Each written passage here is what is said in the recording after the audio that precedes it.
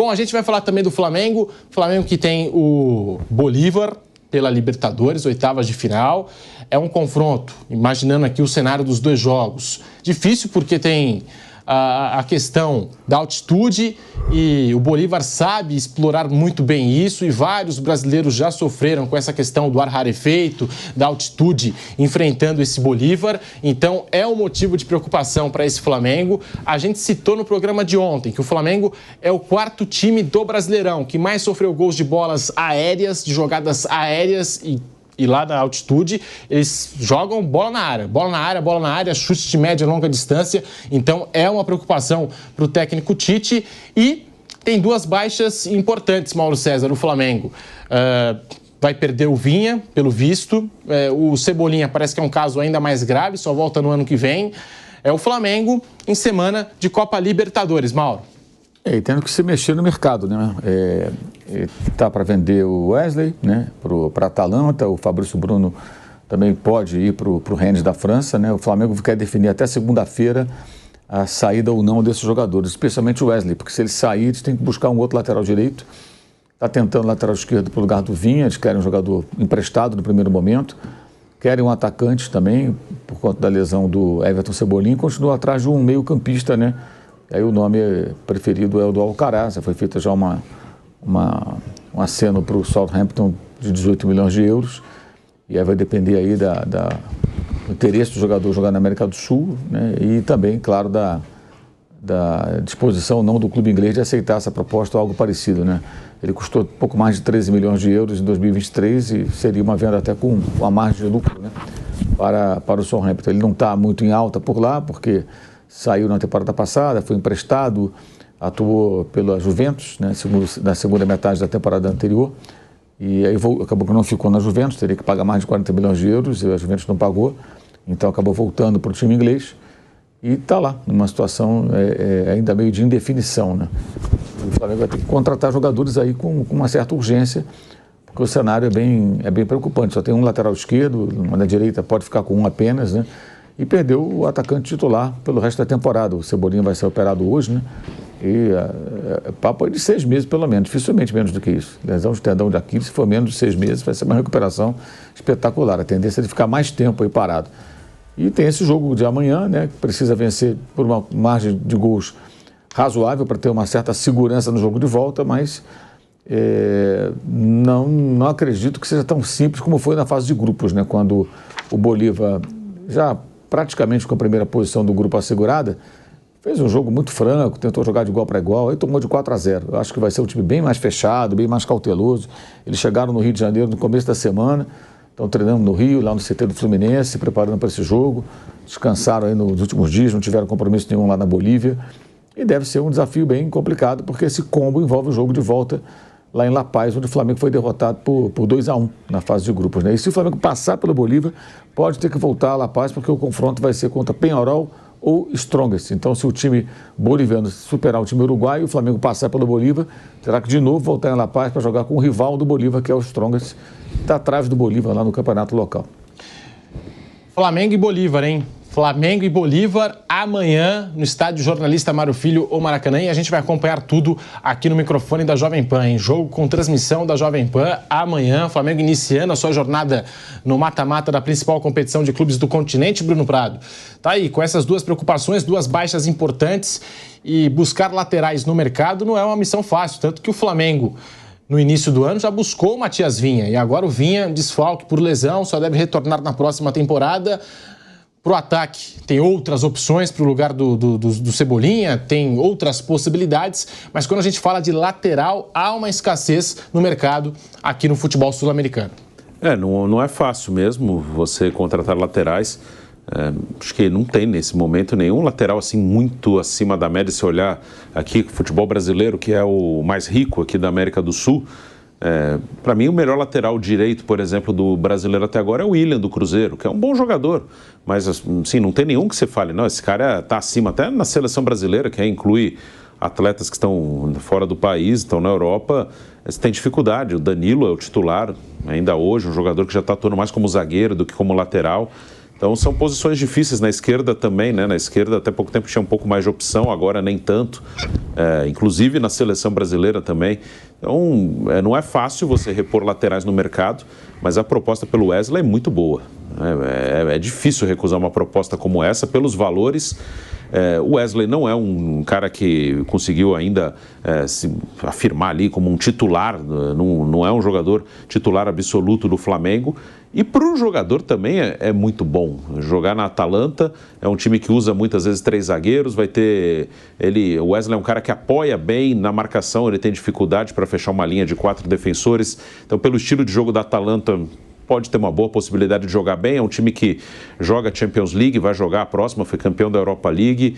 Não tem o mesmo nível assim, de pressão que tem num Flamengo. Hoje enfrenta o Real Madrid. Hoje joga na Supercopa da Europa com o Real Madrid. Então é um time que já chegou em quartas de final de Champions, já foi vice-campeão de Copa Itália. Faz boas campanhas, está com frequência entre os 4 melhores do campeonato italiano e não tem a pressão aqui no futebol brasileiro, no Flamengo, assim, de que se você vai mal 1, 2 jogos, já começa a ficar difícil, já começa a ser muito pressionado. Então, para o jogador também é muito bom. Então, dificilmente, não tem como dizer não para uma negociação como essa. Então, o negócio deve rolar e o Flamengo vai ter que arrumar alguma alternativa aí, tanto na direita como na esquerda, já que o Matias Vinha também vai ficar um bom tempo fora. Não é também aquele jogador que, digamos assim, tem aquela moral com a torcida, que o torcedor morre de amores pelo Wesley, né? E, já que está se tratando de um lateral, os valores são compatíveis. Eu acho que é uma boa venda.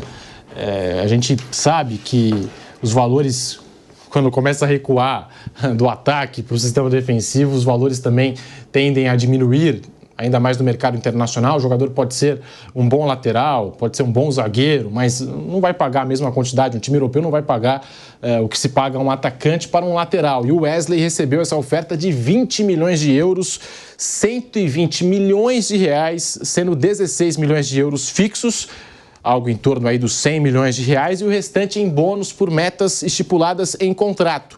A decisão agora está nas mãos do lateral direito. O Flamengo já aceitou a proposta.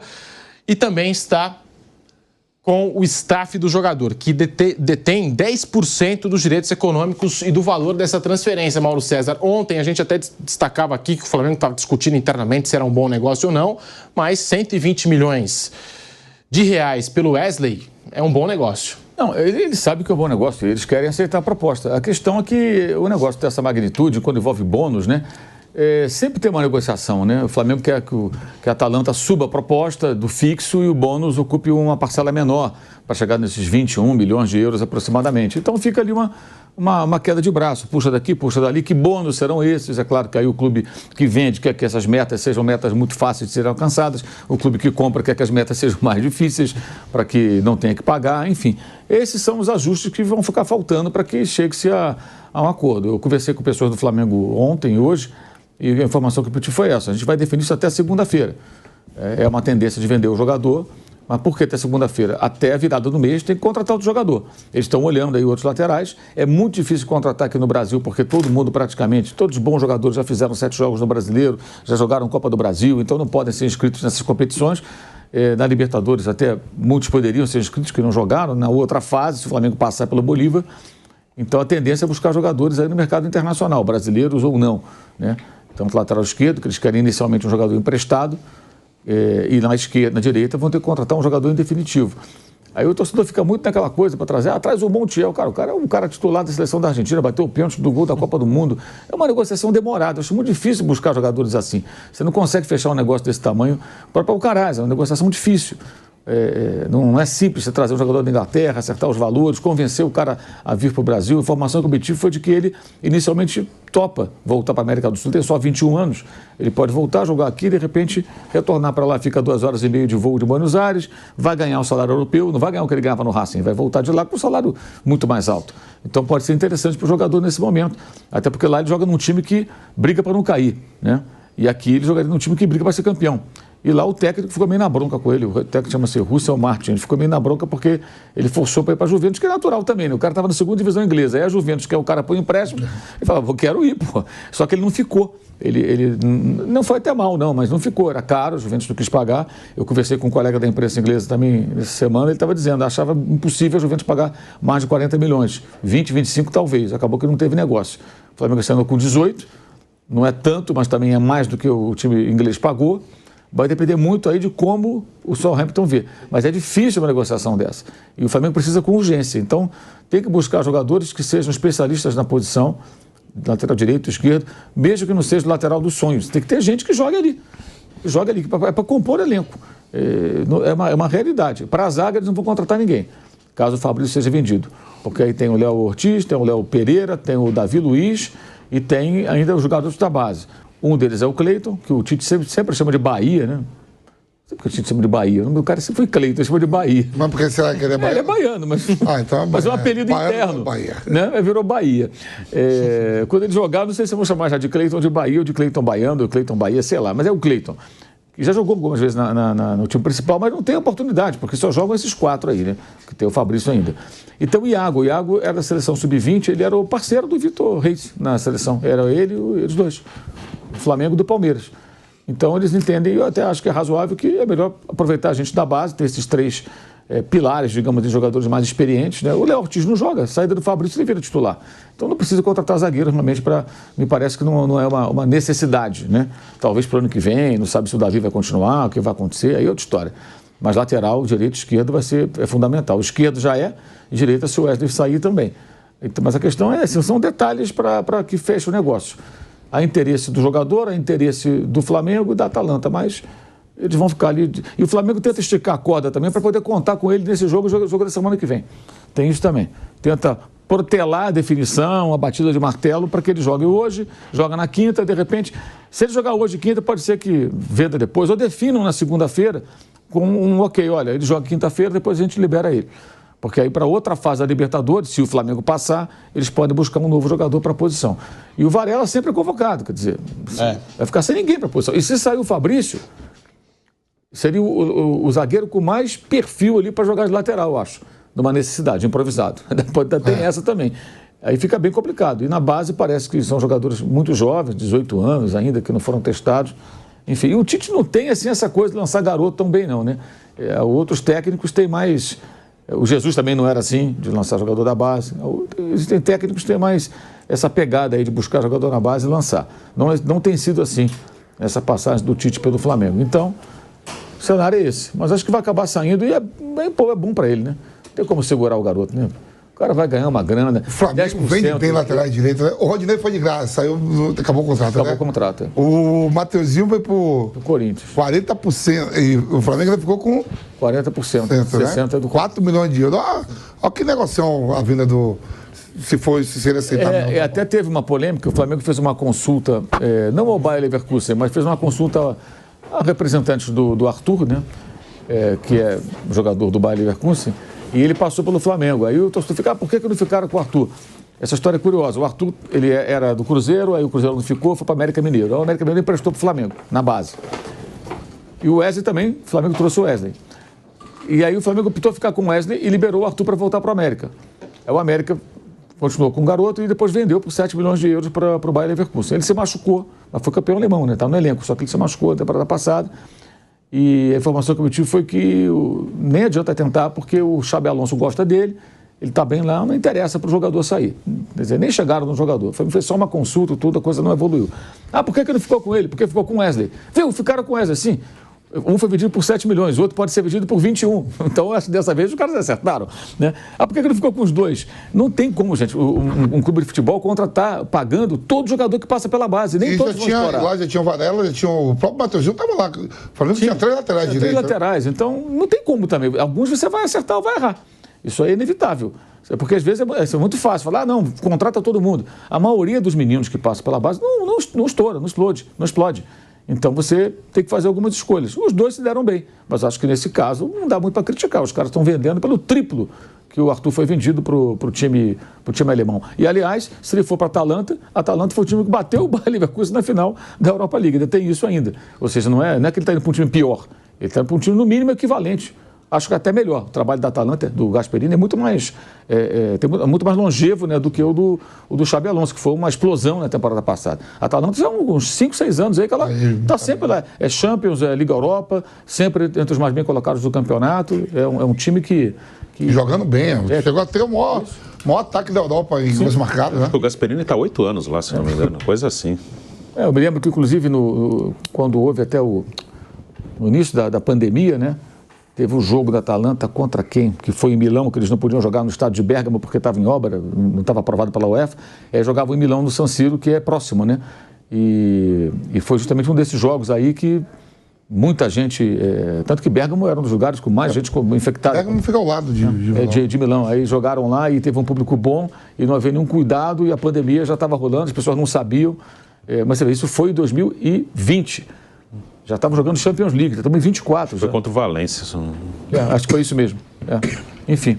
Ainda falando do Flamengo, hein? Porque amanhã tem Flamengo e Bolívar. No estádio Jornalista Mário Filho, o Maracanã, pela principal competição de clubes do continente. E o Flamengo que aceitou essa proposta da Atalanta pelo lateral direito Wesley. O Flamengo que já tinha recusado uma proposta de 12 milhões de euros, cerca de 72 milhões de reais, do Bournemouth em julho. E agora aceitou essa proposta do futebol italiano pelo lateral direito Wesley. Recentemente, o Flamengo também havia aceitado uma proposta do futebol inglês, especificamente aqui do West Ham, na Inglaterra, pelo Fabrício Bruno, mas o zagueiro não entrou em acordo com o clube. Acho que agora tem tudo para ser diferente, com o Wesley indo para a Atalanta.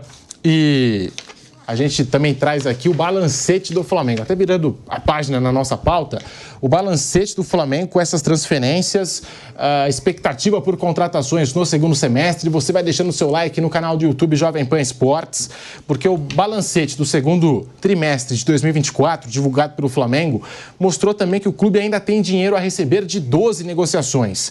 São quase 140 milhões de reais em parcelas de vendas ou mecanismos de solidariedade pendentes. Dos 12 jogadores, 7 são de vendas diretas do Flamengo. Os 12 milhões de reais pendentes de Matheus França, por exemplo, são parte dos 104 milhões de reais da transferência em 2023 do atacante para o Crystal Palace. O rubro-negro também vai receber 3 parcelas anuais de aproximadamente 4 milhões de reais entre 2025 e 2027. O Flamengo ainda tem dinheiro a receber das negociações do João Gomes, 3,7 milhões de euros, cerca de 22 milhões de reais, do Thiago Maia, 4 milhões de euros, 21,4 milhões de reais, do Vinícius Souza, 3,1 milhões de euros, o Otávio, 16 milhões de reais, o Mateuzinho, com 13,4 milhões, o Matheus França com 2 milhões de euros, 12 milhões de reais. O Paquetá com 1,95 milhões de euros. O Flamengo ainda tem a receber 11,7 milhões de reais. O Pablo Mari, 1,3 milhões de euros, cerca de 7,7 milhões de reais. O Lázaro, que ainda está vestindo a camisa do Palmeiras, 1,2 milhões de euros, cerca de 7 milhões de reais. O Natan, o Santos, 3 milhões de reais e o Caô Santos. Uma lista que não termina do dinheiro que o Flamengo ainda precisa receber. E isso expande também o orçamento quando a gente pensa em contratações. Mas achar laterais no mercado hoje, missão muito complicada, Vampeta. No futebol brasileiro, você vê que tem essa dificuldade, até mesmo para as convocações de seleção brasileira, né? Você vê que a gente teve a Copa América aí, o Danilo, que está na Juventus jogando há muito tempo de zagueiro lá, joga de zagueiro até pelo lado direito e pelo lado esquerdo, foi convocado por Dorival, foi até capitão da seleção. Quer dizer, é uma posição que o futebol brasileiro está carente. Mas no futebol mundial, por exemplo, a Inglaterra tem até de sobra, né? Algumas posições. Mas são posições carentes. A lateral direita, normalmente a gente aqui no futebol brasileiro, né? E o Flamengo aí, que tem uma base forte, time que ganha título, você vai pegar aí o Flamengo e o Palmeiras, está encabeçando aí no ranking mundial de vendas, né? De atletas que mais arrecada, né? Então é um trabalho de base muito forte dessas duas equipes e que sobe para o profissional. Às vezes os atletas são nem tão utilizados por tanto tempo, mas sai dinheiro para contratar jogadores importantes que fiquem jogando ali para disputar títulos.